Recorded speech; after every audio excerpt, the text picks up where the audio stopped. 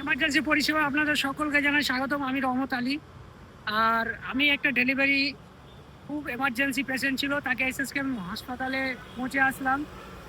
আর বন্ধুরা, পেশেন্ট নামিয়ে আসার পথে কলকাতাতে এত গরম, এত গরম, কি বলবো আপনাদেরকে, প্রচণ্ড গরম। আর এই যে গরম না সহ্য করতে পেরে এই যে রাস্তার মধ্যে দাঁড়িয়ে আছি এখন অ্যাম্বুলেন্স নিয়ে, গাছের ছায়, কি বলবো আপনাদের, এত গরম কলকাতাতে।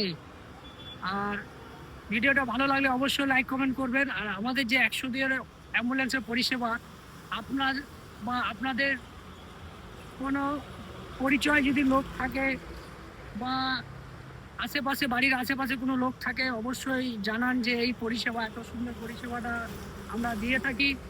অবশ্যই সবাইকে ভিডিওটা শেয়ার করুন, লাইক করুন, কমেন্ট করুন। Tata, bye bye.